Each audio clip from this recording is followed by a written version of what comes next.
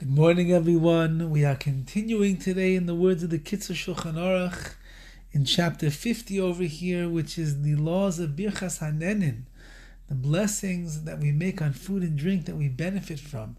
And these are the final two halachas in the chapter. Number one, Becheder echad mipina lepina, if a person was eating inside of a large room, and he goes from one corner to the other corner in that room, even though that the room is very large and he can't even see from one place to the other, that is not considered to be what we call a shinui makom, which means a change of location. As we've been speaking about up until this point, anytime that you change location, according to the Kitzur Shulchan Aruch, you're obligated to say a new bracha when you move from one place to another.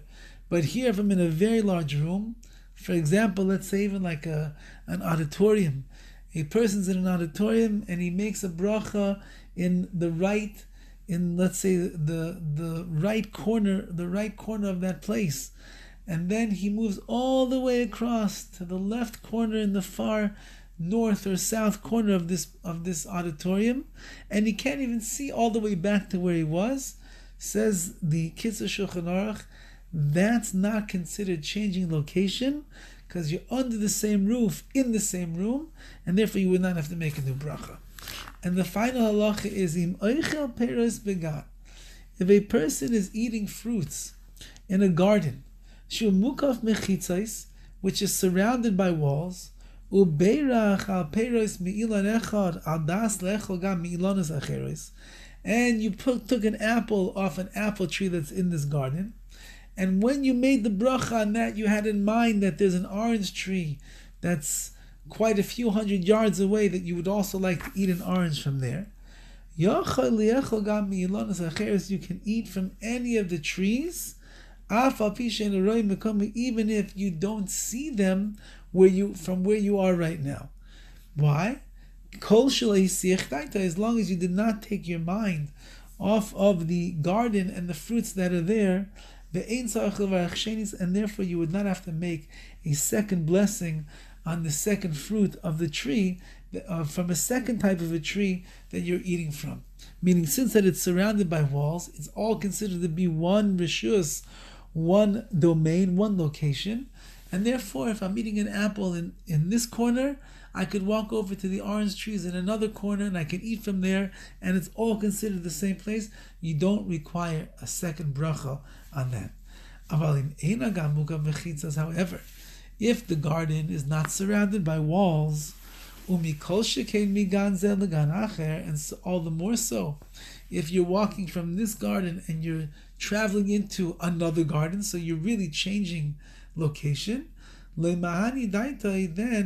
your intention that you originally had to eat any fruit that was in this field, in this garden, is not going to take effect, because there's no mechitza, there's no fence to keep you guarded in, and therefore you'd have to make a new bracha in that case.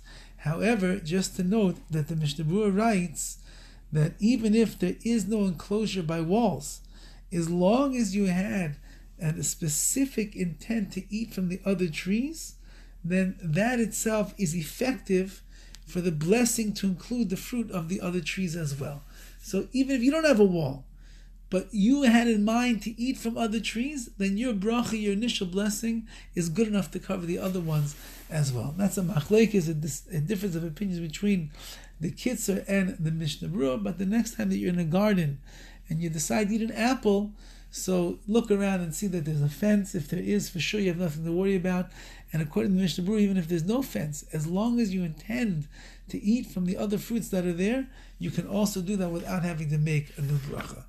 Okay, that's the end of that chapter.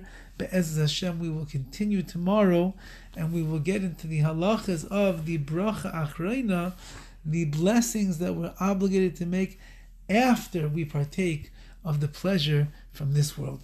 All the best.